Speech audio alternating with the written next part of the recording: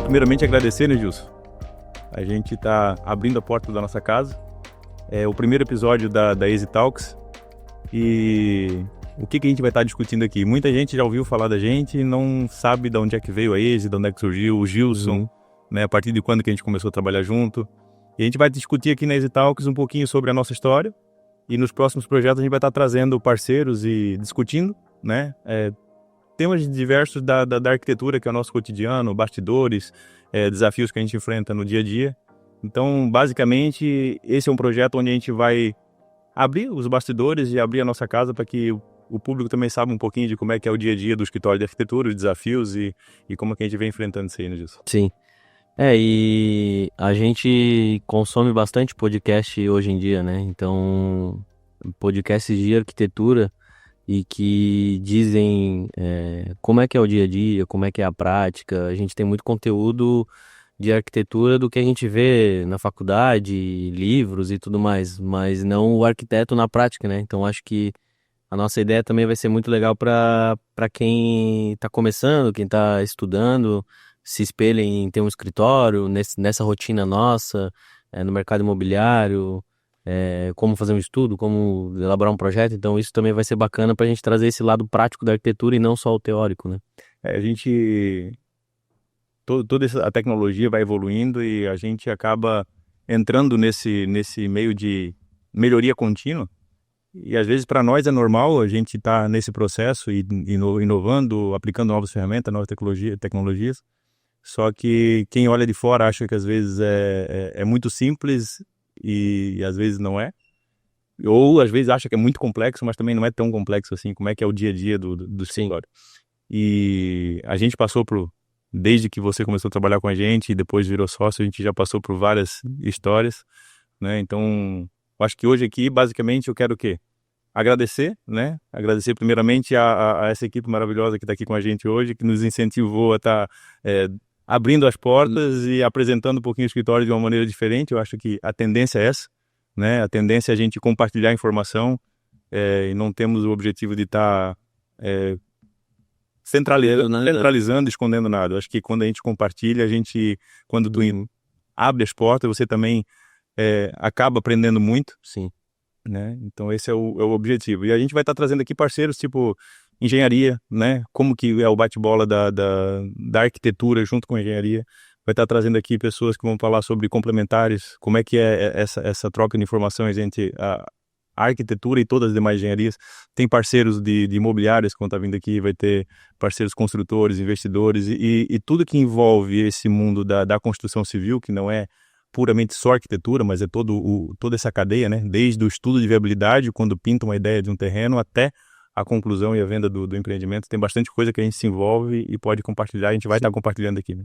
A gente está numa região muito privilegiada que respira o meio imobiliário, né? Uhum. E eu acho que também é legal a gente frisar e agradecer a nossa equipe, né? Porque a gente está nessa condição da empresa, expandindo e tudo mais. A gente tem uma equipe boa e que segura o tranco atrás de nós quando a gente precisa. Passa confiança, legal, e passa confiança. Então, eu acho que a gente podia começar. Então, todo mundo vê o Ezequiel, o cara que fica na frente, fala bastante, é o nosso... Mas não conhece os bastidores do negócio. Só que hoje todo mundo vê essa vida que graças a Deus te deu. Essa família linda, essa empresa que tu tem, não só a Easy, a incorporadora, e só que a galera não sabe que o Ezequiel já foi servente, né? Então o Ezequiel tem uma história e... vamos falar um pouquinho. E conta aí pro pessoal para saber como que foi o teu começo, cara, tudo mais. Eu acho que quem já é bem mais próximo da gente, eu acho que sabe um pouquinho de onde é que a gente veio, né? Mas muita gente nem imagina. O arquiteto é uma profissão que eu considero uma profissão linda, né? Uma das primeiras profissões do mundo e é uma das profissões que impactam na vida das pessoas e muito. E eu sou nativo aqui de Bombinhas, então eu acho que hoje aqui em Bombinhas, como é uma cidade turística, é difícil tu encontrar alguém que diz assim, pô, eu sou nativo, nasci em Bombinhas. E essa é a minha história, eu nasci aqui, né? Nasci aqui, conheci essa cidade onde boa parte das ruas ainda nem era asfaltada, então uma cidade praticamente do zero. E eu não tenho nenhuma pessoa da minha família, entre pai, mãe e irmãos, que são formados. A gente nasceu mesmo, tinha uma vida simples. Mas o engraçado é que, assim, Deus colocou no meu coração uma paixão pelo desenho. E eu acho que isso que, para mim, foi muito importante na história e na trajetória que a gente vem, porque eu descobri desde muito cedo aquilo que eu gosto. Então, o Ezequiel, desde cedo, ficava rabiscando planta. E um dos hobbies meu que eu tinha quando era criança é pegar a Bíblia, a parte de trás da Bíblia, e tem aqueles mapas da história da viagem de Paulo e tal. Aquele mapinha ali, por incrível que pareça, era uma paixão que eu tinha de estar desenhando. Então, isso para mim, eu sou muito grato a Deus de ter despertado em mim uma paixão pelo desenho muito cedo. Só que o que acontece, como não existia essa profissão de arquiteto em nenhum, a gente não conhecia uma pessoa Não que tinha um tivesse, espelho, né? não tinha um espelho. Quero ser igual o tio. Nananã. Então, assim, quando eu comecei a desenhar, eles perguntavam para mim se eu trabalhava também ou só desenhava. Então não era uma profissão que era conhecida. Sim. Mas até chegar nisso, cara, eu já fui, com 13 anos de idade, trabalhei em fábrica de lajota, carregando, não tinha como carregar mecanicamente como tem hoje os caminhões, era carregando lajota na mão. Então desde os 13 anos, meu primeiro salário, nunca me esqueço, cara, o primeiro salário, R$70. Era meio período, acho que o salário na época era R$140. E eu trabalhava meio período, era meio salário. O primeiro salário da minha vida, R$70, no trajeto da onde eu recebia até em casa eu perdi. Cara, mas isso ficou marcado porque, pô, o primeiro trabalho na vida que eu fiz, cara. Cheguei em casa, fui botar a mão no bolso e disse, cadê os R$70? Te conhecendo como eu conheço hoje, é a tua cara esse. Assim, perdi o primeiro salário, assim, e isso ficou marcado. Mas, cara, disso daí eu sempre fui muito forçado, né? Batalhei, eu não ganhava as coisas de... A família era simples, humilde, não tinha como ganhar muita coisa da mãe e do pai. Então, desde cedo eu comecei a trabalhar. E daí passei, né, cara? Desde servente de pedreiro, padeiro, levantava 4 da manhã para ir pra padaria fazer pão no posto de gasolina, na padaria do posto de gasolina. Garçom de praia, garçom de hotel. E até que um dia, cara, o que aconteceu? Veio um amigo do meu irmão de São Paulo pra cá e esse cara era arquiteto. E eu, se ele estiver vendo um dia essa gravação, eu queria deixar minha gratidão pra ele. Foi o cara que mudou basicamente a minha vida. Deus colocou ele na minha vida porque o Leno convidou ele pra ir no casamento dele. E nesse trajeto, que o casamento do meu irmão era em Laguna, e daí nesse trajeto no ônibus eu conheci ele e eu disse pra ele, um dia eu vou lá no teu apartamento. E daí no dia que eu fui no apartamento dele eu vi o primeiro desenho feito em AutoCAD. Não sabia que isso existia, desenhava só, a minha paixão era desenhar na mão, desenhar na caneta, fazia plantinha de casa sem saber que isso era profissão, mas no caderno da escola. E aquele dia quando eu vi, cara, primeiro desenho, aquilo ali... Na época ele já trabalhava com um projeto arquitetônico. Ele era um arquiteto, São Paulo, formado. Então, cara, eu vi aquilo ali, foi incrível. Eu disse, é isso que eu quero fazer. E a partir desse dia, eu não tive mais nenhuma dúvida de que essa era a profissão que eu ia seguir. E já na outra semana, eu já comecei a fazer o curso de AutoCAD e comecei a estudar e não parei mais. É claro que o quê? A gente nasceu aqui em Bombinhas tem uma cidade litorânea, tem o costume de sazonalidade do emprego, de na temporada você ganhar muito dinheiro e no inverno você ficar sem fazer nada porque não tinha outras opções de serviço. Então, desde que eu descobri que eu queria fazer isso como desenhista, até eu tirar essa cultura da sazonalidade, teve muitas idas e vindas. Eu trabalhava no inverno, não tinha nada a fazer, eu batia na porta do escritório e trabalhava de desenhista. Quando chegava no verão, eu oferecia a vaga de garçom para ganhar um pouquinho mais, eu largava o escritório de desenhista e ia trabalhar de garçom. E hoje a gente vê muita gente ainda nisso. Não, e acho que um pouco mais disso pra ti que pega é que tu casou cedo, né? Então precisava sustentar uma família, né? Exato, Isso também, né? Sou grato a Deus por isso. 40 anos hoje, 20 anos de casado basicamente, vou fazer esse ano. Então, mas cara, a minha vida desde os meus 20 anos aproximadamente foi só arquitetura, não no começo por causa dessas indas e vindas, mas eu descobri isso como paixão e vim. Mas até chegar nisso, né, quando eu comecei a faculdade propriamente dito, eu já estava casado, entendeu? Eu casei em 2006 e comecei a minha faculdade já estava alguns anos já de casado. Muita gente não sabe, né? Mas a gente veio lá de baixo mesmo. Só que assim, o que é muito legal, porque assim, os princípios que tu aprendeu em casa com o pai e com a mãe, embora na humildade, né? Mas os princípios que são importantes para te ter uma vida honesta, vida de princípio, vida de caráter, a gente recebeu. E daí, dali para frente, é força de vontade e tu não desistir nunca, né? Sim. É que tu já tinha um sonho e o propósito do que tu queria fazer, o que tu tem o dom, então, indas e vindas, mas sempre foi naquele foco, né? Agora tu não tem uma história muito diferente também, né? Agora conta um pouquinho de ti aí. Nos próximos a gente vai falar um pouquinho menos de nós, mas agora nesse primeiro aí vamos abrir o verbo aqui, né? Como é que é? De office boy? Eu cheguei a ser office boy. Eu sou um pouco mais Nutella, né? Não sou igual o Ezequiel que trabalhou de servente. Mas eu, desde pequeno, o meu avô tinha livros de desenho. E ele tinha livros de desenho genéricos, assim, de carros, de pessoas, mas para aprender a proporção do desenho à mão, assim, sabe? E ele morreu muito cedo. Então, a minha avó, por parte de pai, ela sempre morou na nossa rua ali perto. E ela me deu todos esses livros quando eu era pequenininho. Então eu tinha aqueles livros e eu fazia, que nem tu fazia com a Bíblia, eu botava uma folha em cima e ficava brincando de desenhar. Só que aí, beleza, aí a vida passou, cresci, pré-adolescência e tal, e fui muito pra veia do esporte. Então comecei a jogar basquete cedo, desde os dos 12 anos de idade, e virei um viciado em basquete, e até hoje, mas que naquela cabeça de querer ser atleta e tudo mais. E isso com os princípios de casa também, que a minha mãe e meu pai, agradeço a eles por tudo, pela educação que deram pra gente. E, e o esporte também deu muito isso, né? Então, Disciplina, né? disciplina e tudo mais. Então eu tava muito empolgado quando eu cheguei naquela fase o que que eu vou fazer na minha vida, tô no terceirão e tudo mais, que eu queria seguir o caminho do esporte. Sabia que não ia virar jogador nem nada, mas queria seguir esse caminho porque era o que eu gostava, né? E aí, quando eu tava ali no terceirão, ensino médio e tudo mais, a minha mãe me forçou a fazer um curso técnico de aqueles do Senai, sabe, que tem lá em Balneário. Inclusive, na época que eu fiz o curso técnico, não era nem AutoCAD que a gente mexeu, não sei se tu já mexeu, Projecad. Já ouvi falar.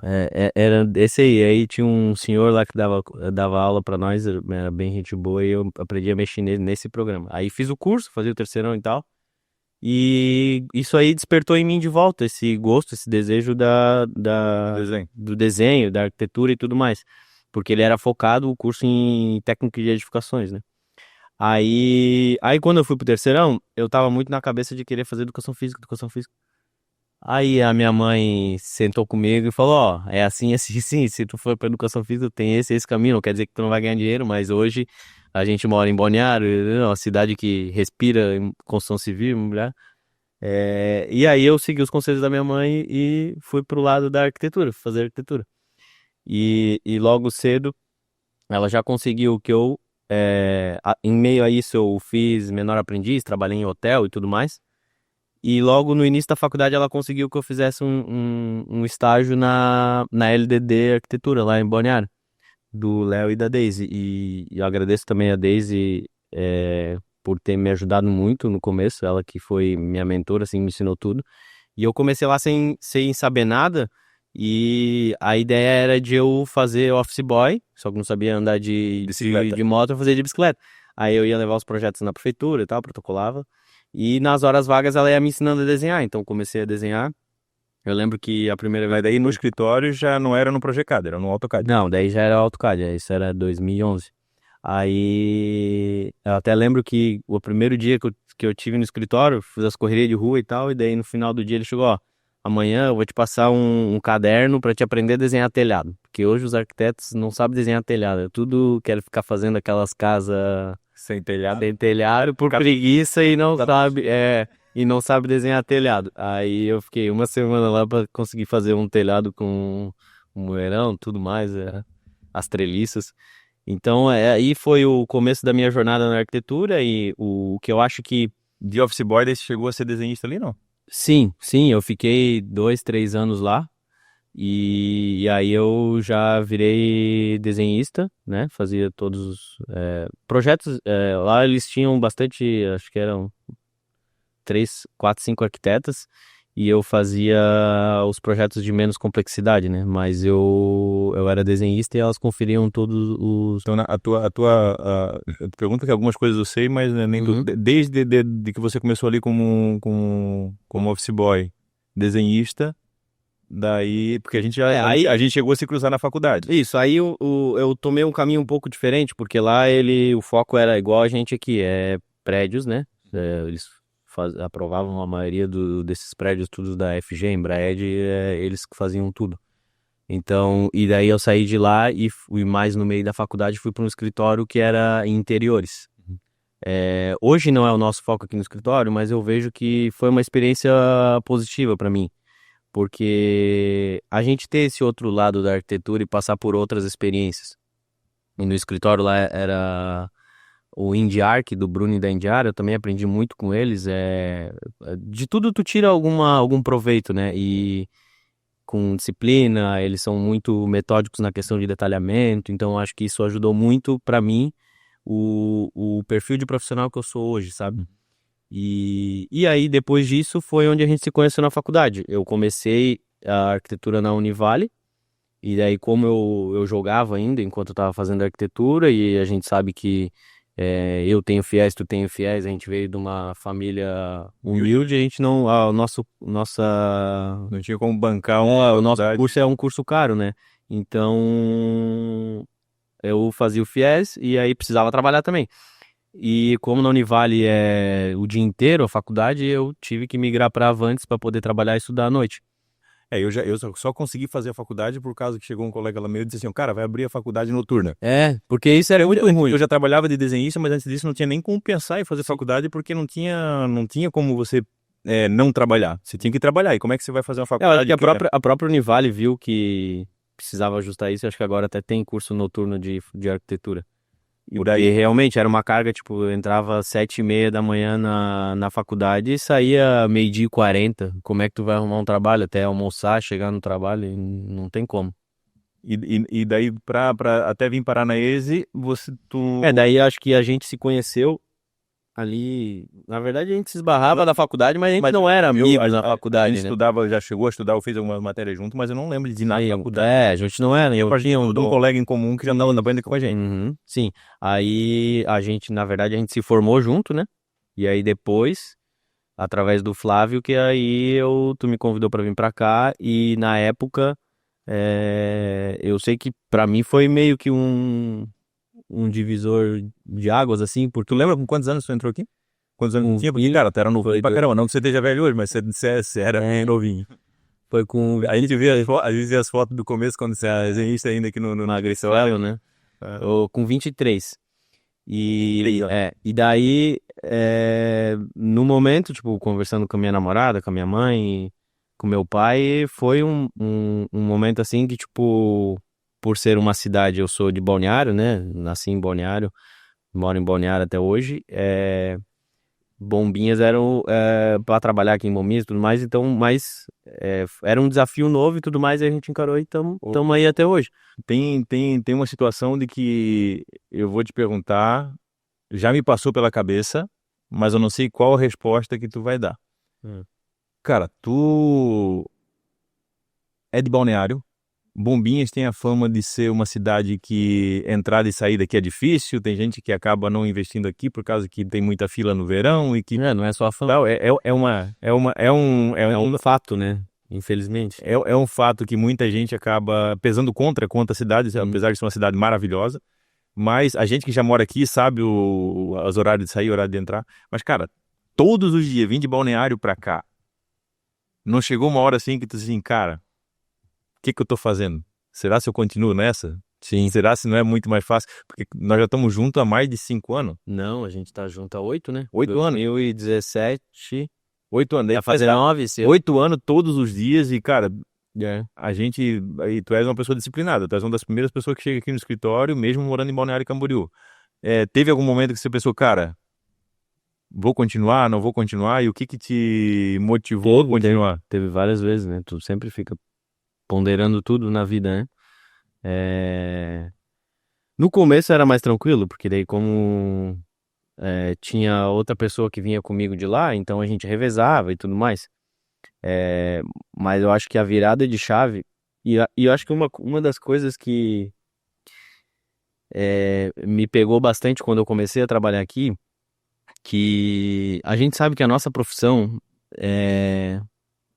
o arquiteto em si, o dono do escritório, quem é o chefe, tem muito ego, né? Então a gente sabe que Orgulho o profissional, o orgulho e tudo mais, tem muitos profissionais que são muito egocêntricos. E uma coisa que me fez eu me sentir muito bem que tu não é assim, tu nunca foi assim. E sempre, tipo, mesmo começando como desenhista e tudo mais, sempre foi como igual. E a ideia de quando tu criou a ESE de trazer realmente profissionais e não contratar desenhistas, e sempre valorizar a gente desde o começo, isso me fez ponderar, tipo, sempre a favor, a sabe? não desistir de continuar. De continuar. E isso foi um dos pontos chaves de que eu continuo, né? Mas a família nunca te jogava no canto assim, pô, o que você tá fazendo todo dia pra lá? Cara, a minha família que eu digo pai, mãe, É, minha esposa, as pessoas mais próximas, sogro, sogra, nunca, tá? sempre Sempre aceitaram. apoiaram, sempre apoiaram. Agora, parente é normal, né? Tipo, quando encontra alguém, algum primo, algum tio, alguma coisa, o pessoal sempre pergunta, né? Ah, por que que tu não arruma um trabalho aqui e tal? E só que eu sempre a minha mentalidade, desde que quando a gente começou e como arquiteto, mas pondo mais a mão na massa como produção do que comercial, mas sempre eu ficava pensando assim, pô, um dia a gente pode, a gente tem, é bom, a gente tem uma capacidade de crescer, de daqui a pouco ter outros escritórios, pegar projetos fora de Bombinhas. E hoje a gente olhando para trás isso se refletiu, né? Graças a Deus a gente tem bastante clientes fora de Bombinhas também, não só em Bombinhas. É que hoje é mais fácil a gente enxergar É, um horizonte diferente, né? Quando você está uhum, começando, com o escritório pequeno ainda, você acha que você vai ser muito longe. exatamente. Mas, E aí, claro, questão, querendo ou não, não, a gente não pode ser hipócrita, que a questão financeira também pesou. Na época, quando eu vim, era uma proposta melhor de onde eu trabalhava, então isso também me motivou a vir para cá, né? Uhum. Então, somado às outras coisas, e aí, tamo aí. Então a história do Gilson antes da Eze se resume a isso. É porque tu veio pra cá muito novo, né? Eu vim novo, então, tipo, meio que a história profissional nossa, ela vai se completando, né? Eu comecei como estagiário de arquitetura em 2011, mas eu comecei a trabalhar contigo em 2017, então são 6 anos. Então, basicamente, não é muito tempo, assim. Desde a minha já foi um pouquinho diferente, porque antes de montar a Eze, quanto Eze, a gente já teve outro escritório com sociedade e outro arquiteto. Porque, como eu falei, desde o começo eu já comecei a atuar na área, ali, acho que eu devia ter 17, 18 anos, e comecei a trabalhar e fiquei sempre atuando. Só que como a gente tem sempre a veia do empreendedorismo, quando eu, cara, 2011, mais ou menos, eu nem tinha entrado na faculdade ainda, a já deu uma oportunidade de a gente abrir uma sala ali em Bombas, porque eu tinha muito a característica de ser ousado nas fachadas. Uhum. E daí a gente associou com a Carla, né? Foi uma pessoa que foi bem interessante, bem importante na trajetória nossa. Eu tive um escritório com ela durante 5 anos, a gente sempre se deu muito bem, e quando eu vendi meu escritório para ela, até hoje a gente ainda tem proximidade. Mas esses 5 anos foram os 5 anos de escritório, onde a gente teve a oportunidade de sair só daquele ponto de desenhista e viver o que é uma gestão de escritório. Sim. Então foram 5 anos ali que foram bem, bem conturbados antes de ter a ESA, né? E esses 5 anos culminou com a tua faculdade, né? Sim, porque daí a gente meio que assumiu a responsabilidade de abrir as portas de um escritório, eu e ela, e daí eu comecei a faculdade, e daí a gente, e por incrível que pareça, o nosso escritório teve muito sucesso, e ainda tem sucesso. Então foi um desafio você ter um volume grande de projeto e ainda à noite trabalhar. Então a gente passou numa fase ali, às vezes eu vinha da faculdade 10, 11 horas da noite, parava no escritório, continuava trabalhando e amanhecia no escritório trabalhando. Então assim, foi um tempo de muito trabalho. Então, e chegou dos três últimos anos de faculdade, tinha o trabalho, tinha a faculdade e ainda teve a gravidez da minha filha mais velha, a Júlia. que quando eu me terminei de formar, ela já estava com 3 anos. Sim. Então, foram anos, assim, bem puxados. Mas, cara, quando tu faz o que gosta, não tem. A gente acha esforço vale a pena, né? acha esforço e vai. Agora, quando eu montei a ESE, essa experiência de que a gente teve desses 5 anos, para mim foi muito importante, porque quando a gente abriu a ESE, a gente já tinha a noção de onde eram os pontos fortes que eu tinha o que eu tinha que fazer para o escritório funcionar. Então, tanto que quando a gente... E os pontos fracos que tu tinha que corrigir também, né? Quando a gente abriu a ESE, a primeira coisa que eu fiz foi contratar um administrador de empresa para arrumar os processos. Então, a gente já começou do jeito certo. Então, nesses 8 anos, a gente veio nesse crescente, veio aprendendo, porque quando tu sai da faculdade, tu aprende a ser arquiteto, mas não aprende a ser empreendedor. Eu acho que um ponto que a nossa faculdade ela é um pouco falha, né? Não, tu não aprende nada de geração de empresa. Nós somos arquitetos e urbanistas, a gente também precisa pensar no ponto de vista da cidade e tudo mais. Só que, porém, quando a gente sai da arquitetura, a faculdade não vai formar só funcionários, né? Ela vai formar também pessoas que vão empreender. Então, acho que não só a arquitetura, acho que todos os outros eu acho que sim, cursos precisariam ter alguma cadeia, alguma matéria, alguma coisa voltada pro empreendedorismo. Porque qual é o desafio? Às vezes tu é um bom arquiteto. E daí, quando tu começa a ser reconhecido como arquiteto, porque tu faz o teu trabalho, tu acaba se empenhando naquilo ali, tu é sozinho, então tu consegue concentrar e tu usa todo o teu potencial e acaba sendo reconhecido. Só que quando você acaba sendo reconhecido e começa a montar um time, uma equipe, tu não tem preparo para lidar com as pessoas, para lidar com os processos, para lidar com num volume maior de uma equipe, né? E daí não é só arquitetura, cara, porque se tu for pegar dentista, médico, às vezes os caras são muito bons no que fazem, tem o dom do que faz, só que quando vai montar uma empresa, acaba não tendo habilidade para gerir tudo isso, né? Então, esses primeiros 5 anos que eu passei na época era CAES, junto com a Carla, foram um aprendizado muito grande. E continua sendo, né? Por causa que nunca para, tributação e lidar com pessoas é tudo muito complexo e tu tem que estar constantemente estudando. Mas a gente vem num crescente. Quando a gente montou a ESE, agora eu queria tocar num assunto bem que a gente sabe que mas de repente nunca conversa sobre, né? A minha personalidade é completamente diferente da personalidade do Gilson. Agora, como é que isso se complementa, né? Sim. Então, assim, no que o Gilson é bom e no que o Ezequiel é bom e como que essa eu acho que diferença se complementa, né? Eu acho que esse é um dos pontos principais, assim, pra gente se dar tão bem no trabalho, né?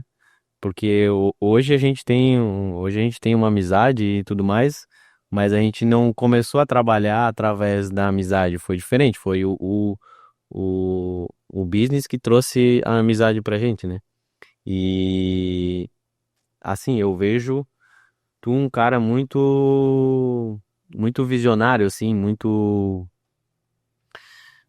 sempre antenado em tudo, sempre lá na frente. E um cara muito criativo. Só que deixa muito rápido pra trás, né? Tu tem muito o dom da criatividade, de achar soluções, e principalmente estéticas e de fachada, muito mais fáceis do que todo mundo. Então acho que isso aí eu acho que é um dom que Deus te deu. Assim, tu tem esse dom contigo e eu acho que por outro lado, eu sou uma pessoa mais metódica, mais processual, então acho que a gente se complementou muito nesse estilo, entendeu? A gente tem princípios de vida iguais, só que nós somos totalmente diferentes um do outro. Então, eu acho que isso é bacana, eu acho que isso é saudável, né? Porque, como diz a minha mãe, o que seria do vermelho se todo mundo fosse amarelo, né? Então, tipo, as pessoas têm que ser diferentes, né? A gente tem que se complementar, né? Pra nós dois que casa muito bem, o que é? Confiança, cara. Isso. Porque, assim, ó, apesar de sermos diferentes, a nossa... Eu reconheço que a gente tem essa visão lá na frente, consegue enxergar, às vezes, oportunidades onde o pessoal enxerga dificuldade e a gente vai desbravando. Só que eu sou muito falho na constância e quando tu começa a necessitar do processo. Eu reconheço que isso precisa, mas tenho dificuldade de manter o processo. Sim. Daí quando eu abro as portas, eu consigo olhar, às vezes, o que ninguém vê e dou o start, só que daí tu vem atrás, daí eu tenho essa segurança de que, cara, essa aqui é a parte onde eu sou bom. Daí depois que eu passei disso aqui, eu sei que o Gilson vai fazer muito bem a parte dele. Então eu tenho essa segurança em ti e tu tem segurança também que às vezes eu não tô aqui no meio do processo, mas o que a gente está fazendo, eu tô de olho no mercado, de olho nas oportunidades. Eu tô sempre... Eu acho que a gente se completa muito nisso e trazendo um pouco para talvez não só para a questão de empresas e estilo nosso, sim, mas trazendo mais para a questão de projeto, um ser muito bom no criativo e o outro ser bom no técnico, né? Eu acho que que nem quando tu fala, tipo, tu tá confortável, né? Tipo, que nem hoje nós estávamos ali trabalhando em um projeto grande que nós vamos fazer em Itajaí. Então, eu tava muito confortável em ter que mexer garagem com alinhamento de apartamento tipo, mexe apartamento pra cá, vai fazer com 3 suítes ou vai fazer com 2 suítes. Eu tô muito confortável em mexer nisso e olhar a lei, ver se tá batendo, a área computável, área não computável. E tu, por outro lado, tava ali mexendo num outro projeto que era talvez tão complexo quanto, até mais, um terreno todo regular e condicionante. níveis e tudo mais, e tu tava ali tranquilão mexendo no 3D e mexendo no formato de como ficaria as casas, então são valências que se complementam. Eu acho que isso que é importante e que a gente vai passando pro nosso time, né? Hoje eu vejo que tu tens uma liderança do time dentro do nosso escritório. A gente cada um atua dentro eu não consigo estar o tempo todo aqui. Então a gente já meio que assumiu de, vamos supor, o time é direcionado por ti, mas o que eu vejo que tu tens muito, e é lindo de ver o quê? Tu lidera com humildade. As pessoas, elas gostam de trabalhar contigo. Então, e tu passa essa confiança de que tu pede para as pessoas fazerem de um determinado jeito ou fazer todo dia aquela rotina e tal, e tu dá o exemplo. Então, tu não lida pela imposição ou pela posição que tu tem, ou só porque tu é sócio, mas essa liderança natural que tu exerce com humildade, as pessoas querem ver teu bem, as pessoas fazem o que tu pede sem precisar mandar. Então, isso é muito legal e eu me sinto muito confortável de tu assumir essa parte da empresa. E do outro lado, aquilo que tu falou é verdade. A minha zona de conforto é quando eu tô criando, que é onde muitos arquitetos têm muita dificuldade, que é um dos pontos que a gente vai conversar aqui. Pô, mas como manter a criatividade? É porque eu adoro o desafio. Entendeu? Então, o terreno que eu estava trabalhando agora à tarde é um exemplo disso. Um terreno que tem muita complexidade ambiental. É um terreno frente-mar que tem complexidade na questão do espelho d'água. Então, tem um monte de problemas que não são problemas, daí tu tem que pegar e achar uma solução criativa. Então essa é a minha zona de conforto, é onde muitos arquitetos acham... Eu acho muito, muito legal, assim, quando, tipo, que nem esse terreno aí, semana passada eu te passei, as condicionantes são essas, tanto de taxa de ocupação, só pode 2 pavês, né? Tu fala, top, vamos lá, tipo, vai dar pra fazer muito bom, porque eu tenho oportunidades e tudo mais. Então, desse lado de sempre tentar enxergar o ponto positivo, né?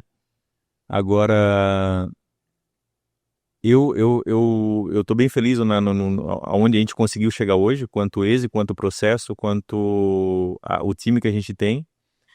Agora, tem um desafio grande que a gente está enfrentando, que é bem diferente, e que daí, quando a gente tá com o escritório basicamente redondinho, a gente sempre acha um novo desafio, né? Então, assim, se a gente fosse um pouco mais acomodado de manter a ESE só aqui em Bombinhas, com a equipe que a gente tem aqui, seria, digamos assim, um caminho mais fácil e confortável.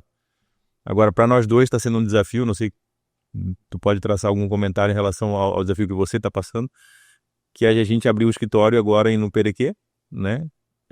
Estrategicamente, vai ser a primeira unidade fora de Bombinhas, apesar de a gente ter já vários projetos fora de Bombinhas. Sim. Só que, cara, é um desafio novo, né?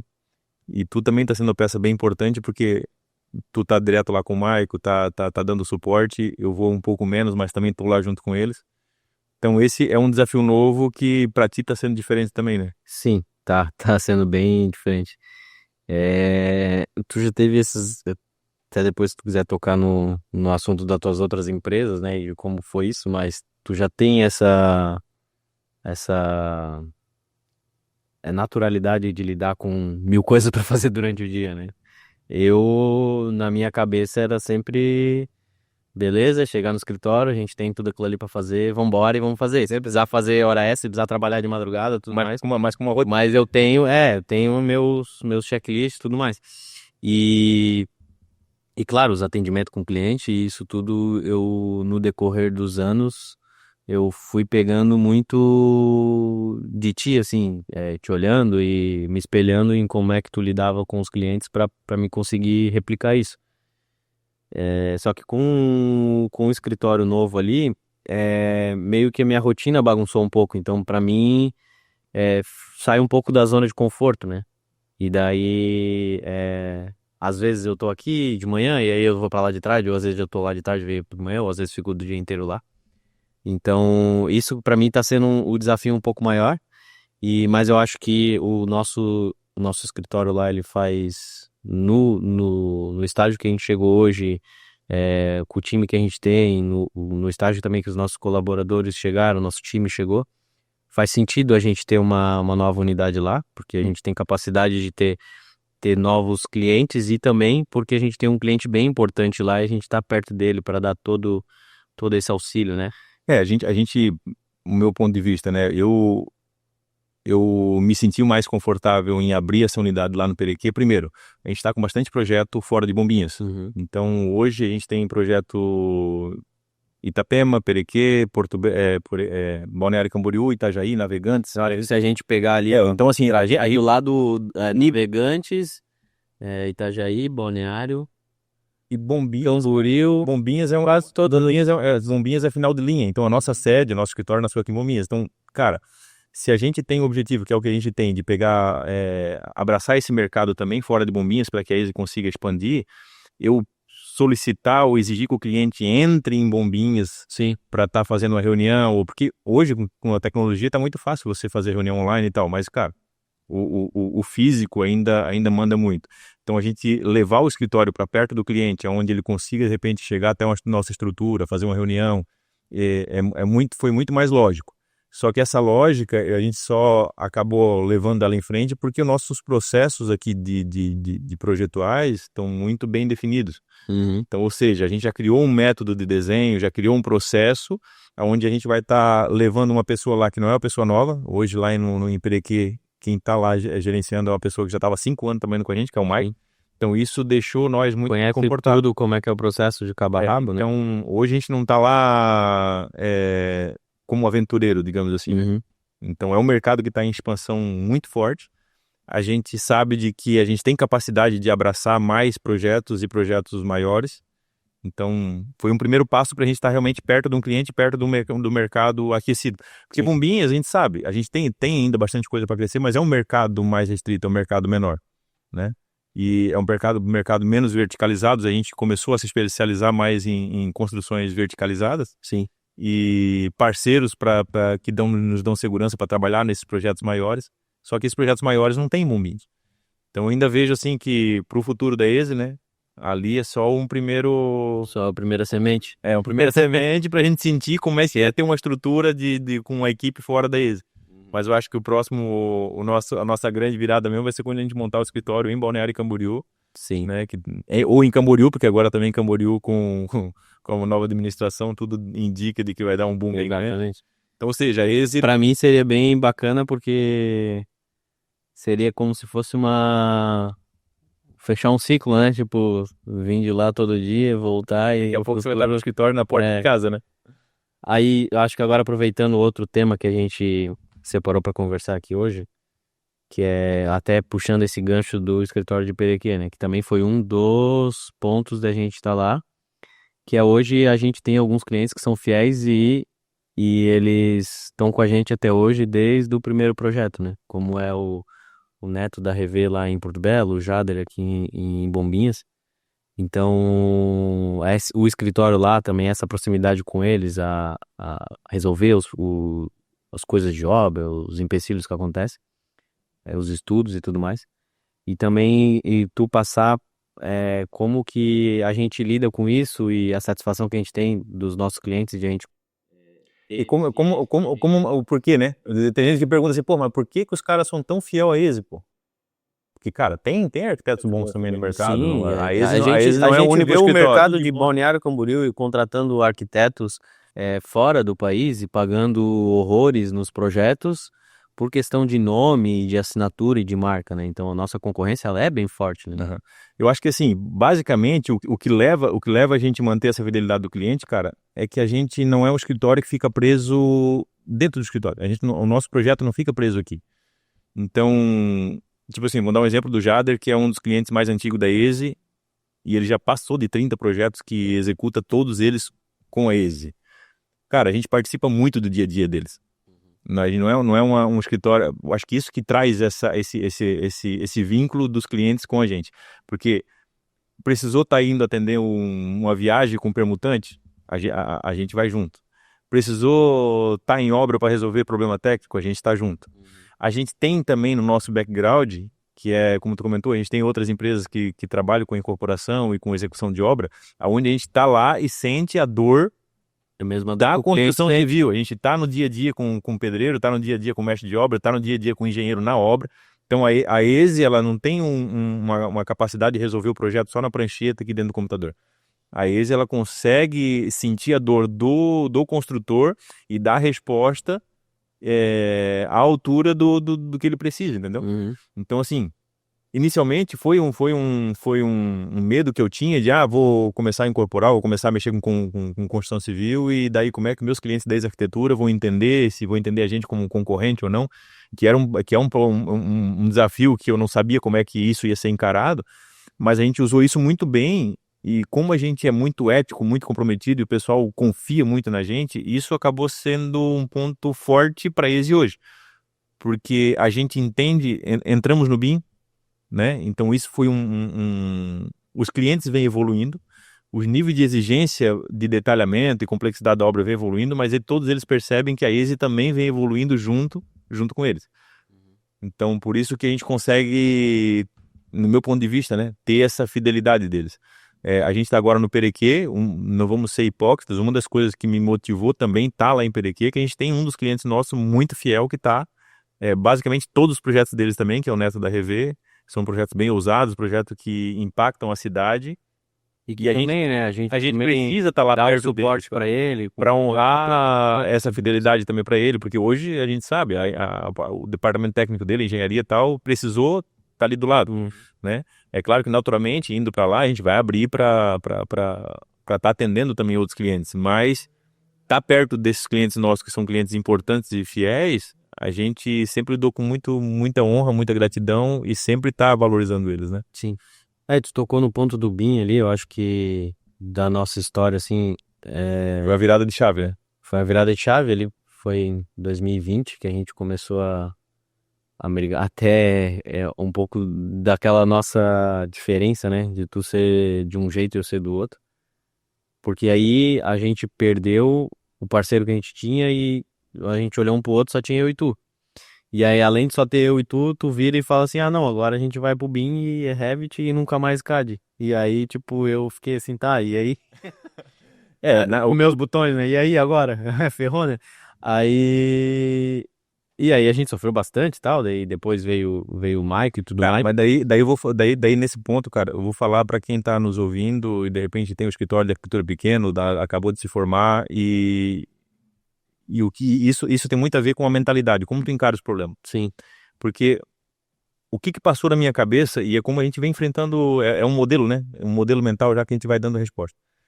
Eu tinha um gerente que era o cara que era meu braço direito igual tu, era a pessoa que era responsável por tudo. Do nada, ele pega e diz assim, tô saindo. Sim.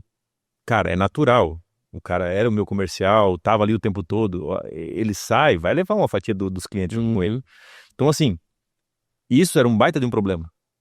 Só que daí, como que tu pega um problema e transforma numa solução? O que passou na minha cabeça nessa hora? Esse cara era o meu braço direito, era que tinha contato com todos os meus clientes, saiu e montou o escritório dele. Ele tem esse direito. Não vou achar ruim, só que agora vai ter uma reação dentro do meu escritório. O que a gente fez? Ele saindo, naturalmente, o volume de trabalho diminuiu. Diminuindo o volume de trabalho, não é tão ruim, porque a minha equipe também ela está desestruturada e eu preciso estruturar ela. Nessa nova reestruturação de equipe que eu vou estar, é onde eu olhei para ti e disse, Gilson, tamo junto. Foi a oportunidade que tu correspondeu bem, eu senti confiança na tua pessoa e disse, cara, o Gilson vai ser o cara que eu vou poder apostar.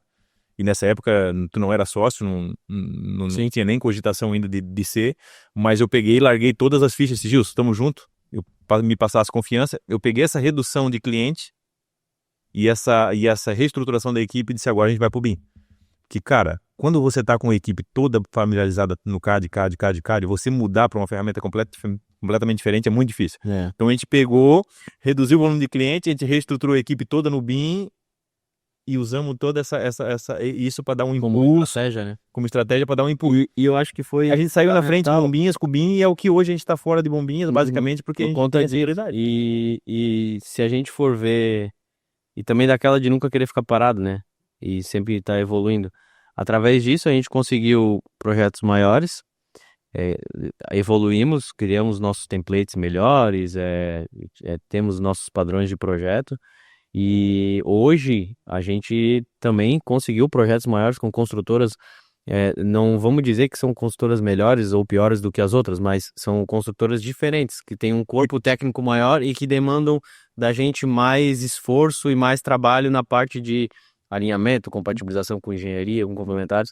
E isso fez a gente conseguir atender esses clientes hoje, né? Porque senão como é que a gente ia fazer um projeto para eles se a gente não tivesse todo esse lastro, né? De 2020 até hoje. A construção ela vem num processo de crescimento, com ferramentas novas e, cara, a construção civil ela passou por muito tempo sendo uma das...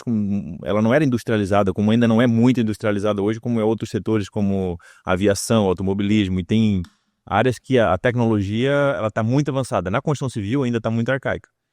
E a gente está pegando esse crescente de as construtoras ir se profissionalizando e tendo um nível de exigência dos escritórios de arquitetura muito maior. Sim. Então, assim, por que eu acho que foi importante demais a gente migrar para o BIM e o migrar para o BIM com a gente entendendo um pouco do processo de obra, dos sistemas que as construtoras usam para gerenciar as obras, é o que deu para nós um diferencial e a gente está explorando isso muito bem. Porque as construtoras hoje, tem construtoras mais antigas que não começam uma obra sem ter orçamentação. Sim. E daí, quando as construtoras que já estão mais avançadas exigem uma orçamentação, o escritório tem que estar preparado para conseguir entregar, inclusive, um quantitativo para o setor de engenharia, tá orçando aquela obra. Se tu pega um projeto das antigas de CAD, você tem que levantar quantitativo tudo na mão.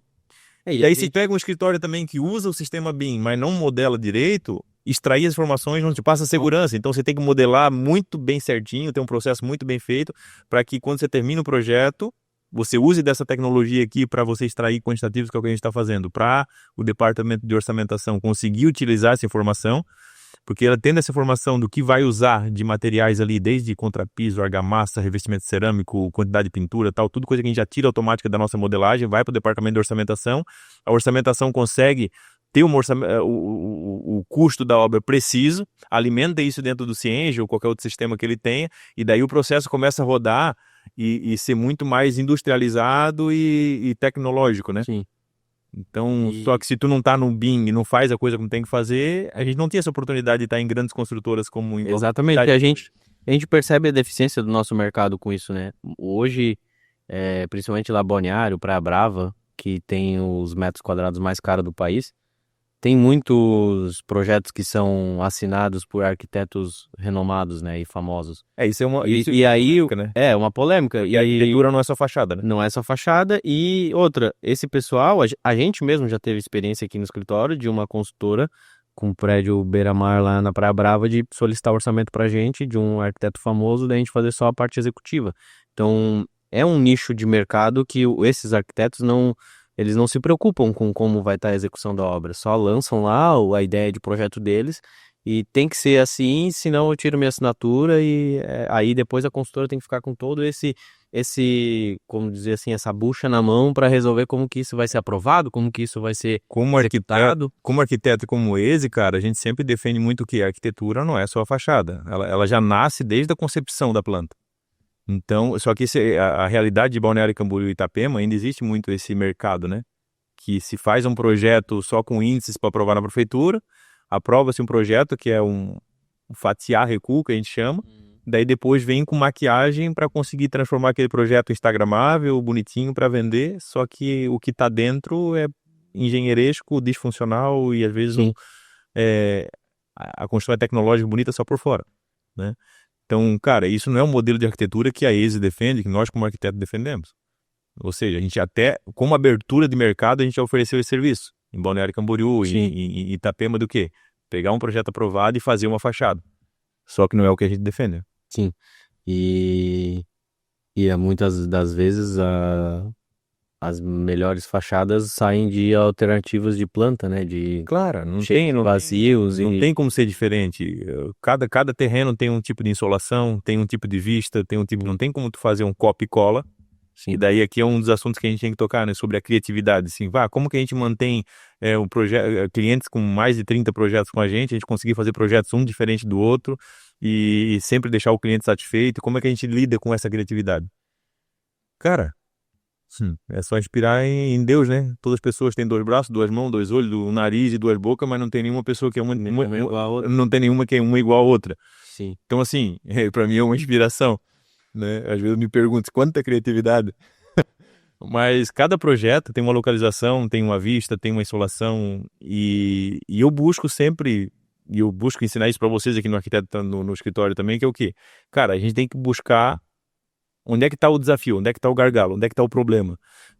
Porque se tu conseguir achar o problema e dar uma solução criativa para aquele problema, é onde a gente consegue ter o diferencial. Sim. E tem, só que tem que enxergar. A gente pega projetos que, principalmente aqui em Bombinhas, né? Ali em Mariscal, a gente tem bastante o loteamento lá com os famosos terrenos de 13x30, que a gente já fez milhares e milhares de projetos. E a gente sempre faz um projeto diferente do outro. Então sempre a gente consegue achar alguma solução, alguma coisa diferente. A gente tem projetos ali que onde tá a melhor vista, tá o pior sol. Às vezes até isso é um ponto que às vezes a gente sai da faculdade, tu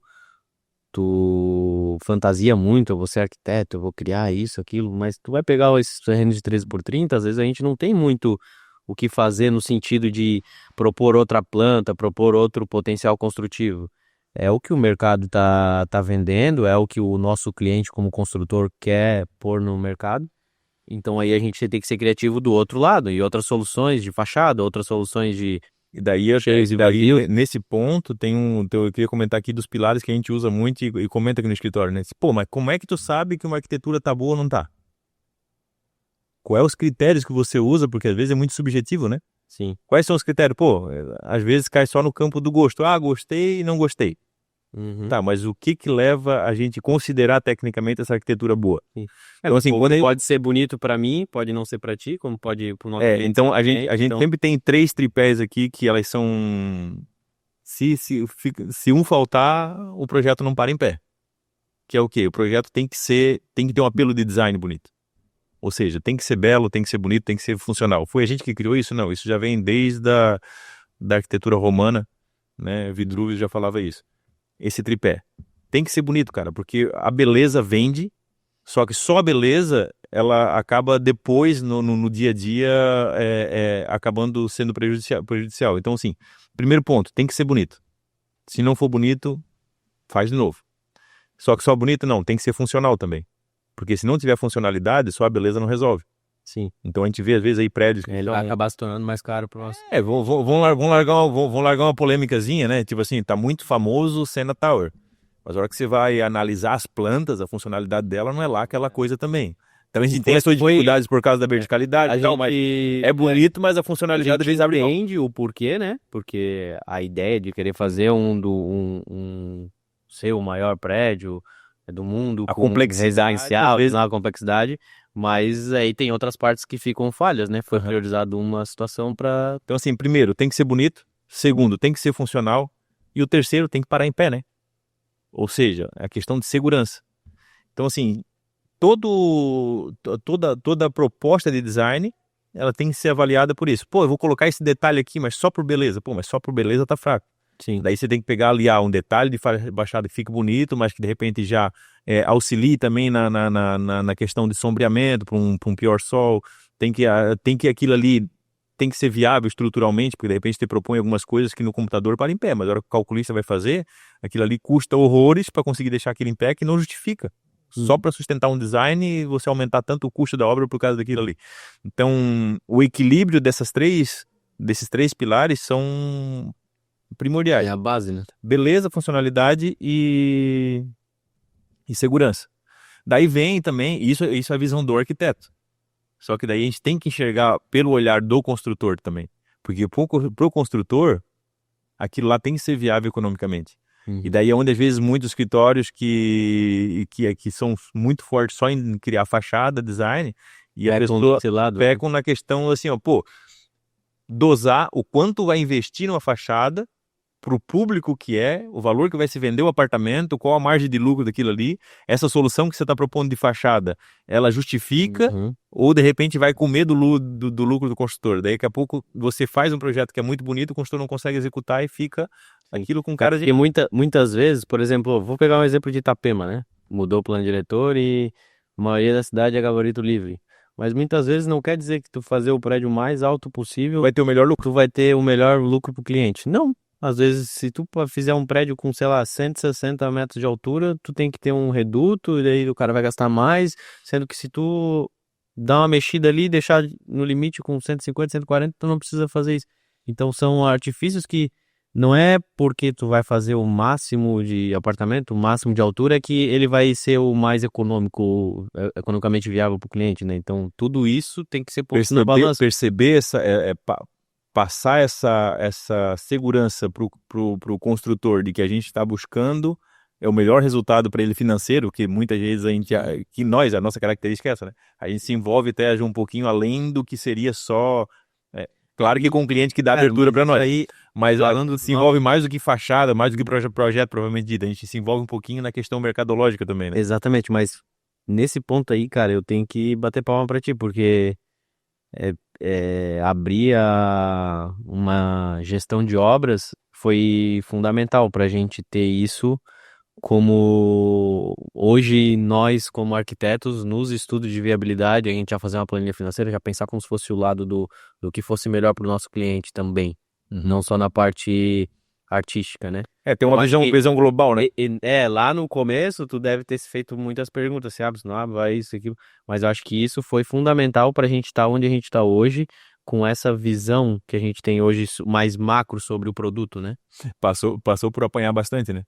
Quando eu fui executar o primeiro prédio, que era projeto nosso, digo pra ti, eu apanhei. Foi de chorar, porque a gente viu de que muitas dúvidas surgiam na obra que o projeto não estava respondendo, e às vezes coisa que a gente queimava muito tempo desenhando que quando chegava lá na obra não tinha função nenhuma. Então calibrar isso dentro do escritório para a gente conseguir desenhar exatamente aquilo que é a necessidade do dia a dia da obra, a gente só conseguiu ter esse feeling, essa percepção quando a gente começa a construir e sentir aquilo ali na prática. Então... E assim, é importante frisar também, né? Ninguém é perfeito, né? Não, muita falha que a gente estava buscando melhorar. Acontecem falhas, acontecem equívocos, mas o importante é a gente não se abdicar disso, né? E sempre tentar buscar a solução por melhorar ou por ajustar o que tem que ser ajustado e o que tem que ser pensado de acordo com o que for melhor para a obra, né? Voltando agora só um pouquinho mais pro lado da empresa, que às vezes o pessoal pergunta, né? Igual eu comentei, a gente se formou arquiteto não sabe administrar, não aprende a administrar a empresa. Uma das coisas que a gente aprendeu, e isso para nós foi muito válido, é o que, cara? Quando tu não sabe, sempre tem especialistas para ser contratado naquela área. Então, assim, a gente começou um consultor de administração de empresa. Hoje, nós estamos aqui agora cogitando uma nova fase de contratar novamente mais um administrador para essa nova fase de expansão. Então, a gente está contratando mais uma consultoria de um administrador de empresa e mais uma consultoria para rever toda a nossa precificação, margem de lucro e tal. Sim. Então, são especialistas que a gente vai contratando para nos dar consultoria. A migração da gente de sair do CAD pro BIM, cara, a gente fez isso sozinho, não. Passamos 2 anos com um consultor o tempo todo com a gente, ainda até hoje, a gente tem dúvidas e ele está nos auxiliando. Então, assim, eu costumo dizer que é o GI, né? Gerenciar a nossa ignorância. Se tu não souber aquilo que realmente tu precisa de ajuda, e tem gente que por orgulho acha que tem que saber tudo e vai fazendo... cara, a gente E tem até por questão de inteligência, né? Aí tu gasta mais tempo com o que tu é bom de verdade, né? Por que eu posso gastar mais tempo com o que a gente é bom, que é ali fazer projeto e pensar. Acho que já deu pra gente dar um primeiro. Eu acho que deu. Tamo. Eu tinha um outro assunto ali que eu queria falar. Vai lá. Será que dá tempo? Dá tempo, mete bronca. Acho que a gente esqueceu. Hoje tem um assunto que às vezes ele é um pouco delicado, mas que é a nossa parceria com os corretores, né? Aham. E boa parte das pessoas que vão nos escutar são de Bombinhas. E tu é irmão de um dos maiores corretores de Bombinhas, com uma das maiores imobiliárias de Bombinhas. E muitas pessoas que não conhecem a gente, né, não conhecem o nosso caráter, acham que ele tem privilégios aqui. Então acho que era legal tu explicar, né, e como que a gente lida com isso, como que a gente trata essa situação dos estudos, dos terrenos que vem, e como que a gente deixa isso, cada caixinha no seu lugar, né? Uma das estratégias nossas, digamos assim, né, desde o começo da empresa foi o quê? A gente não tinha, o escritório de arquitetura não tem vendedor, não tem um departamento comercial que sai vender nosso trabalho.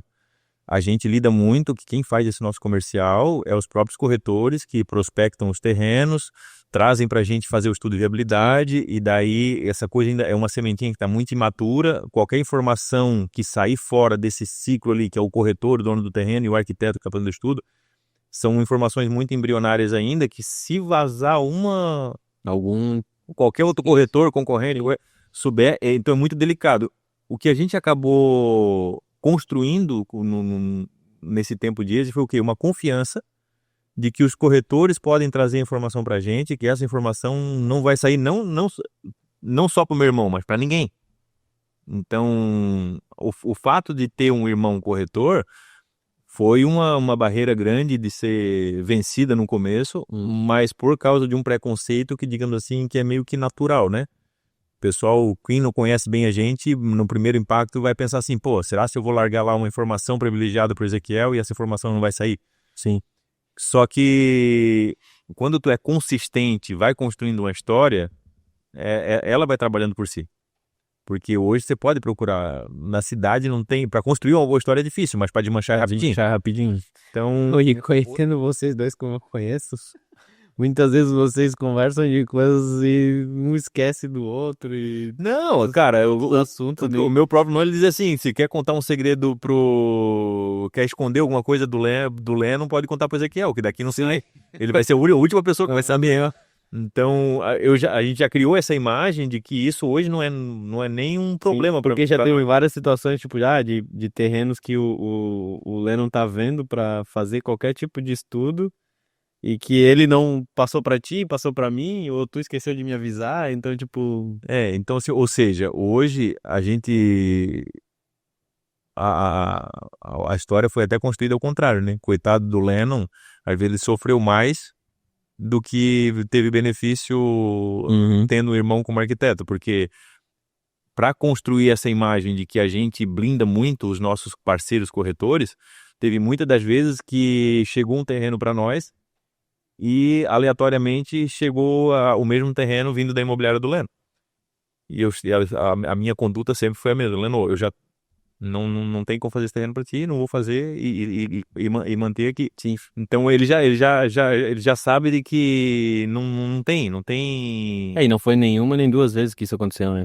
Então tem coisa que para outros corretores, às vezes, até a gente até abre, sabe? De que tem vários corretores trabalhando em cima do mesmo terreno, faz o estudo para esse aqui, daí a pouco vem um outro aparecendo com o mesmo terreno, a gente faz tudo para aquele ali também. Então a gente sabe que existe essas paralelas, só que com o Leno ele sempre foi o contrário. Se eu tava trabalhando naquele terreno, eu nunca trabalhava para ele. Porque até depois de explicar de que quem chegou primeiro, nada, aí é complicação. Então a gente construiu essa imagem, hoje já nem é mais um problema. Lida, assim como o consultor é nosso cliente, o corretor é uma ponta de parceria muito forte que a gente tem, os engenheiros das consultoras são outra ponta muito forte. Então a gente lida com essa parceria e transparência, né, com os corretores.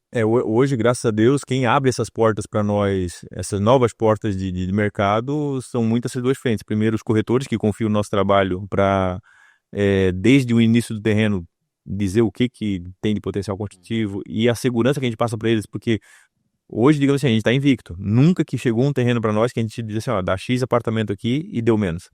Sempre ou deu o que a gente falou que dava ou deu mais, por causa da segurança que a gente não vai sempre atochando, a gente sempre deixa algumas cartas na manga para que qualquer problema que haja, ou o terreno mudou um pouquinho, ou aí também trabalha com segurança nisso, então também a gente também não avalia, né? Terreno a terreno, por exemplo, se é um terreno um pouco mais complicado, também a gente não sai fazendo qualquer estudo assim a toque de caixa, né? já tem vários projetos. Tem análise com parceiro de ambiental, parceiro de instalações, de preventivo. Então a gente se blinda junto com esses parceiros para que a gente passe segurança para a negociação, né? Então hoje a nossa frente é sempre essa segurança que a gente passa para os corretores. Os corretores acabam trazendo bastante negócio para a gente e também o departamento técnico que está dentro das construtoras. Sim, muitas vezes é o nosso comercial, né? Porque daí, sabendo do jeito que a gente trabalha, como a gente trabalha, que isso facilita muito dentro do canteiro de obras, às vezes quem leva nós para a construtora são a própria equipe técnica de dentro da construtora que acaba colocando o nosso nome como para fazer cotação e novos trabalhos, né? Então é isso. Gente, eu espero que a gente não tenha falado demais, né? Mas isso aqui foi a primeira conversa, a gente não sabia nem como é que nós íamos lidar com não sabemos nem se vai pro ar, com essas câmeras, né? Mas esse episódio também acho que talvez para algumas pessoas vai ficar um pouco mais chato, porque a gente tá falando um pouco mais da gente, um pouco mais do escritório, mas a ideia é trazer conteúdos práticos, né, do que a gente passa no dia a dia, pessoas diferentes, para estar compartilhando a nossa rotina, né? Bom, nossa casa tá aberta, esse foi o primeiro episódio da Easy Talks. Sejam muito bem-vindos e logo vem mais novidades. É isso aí. Fechou?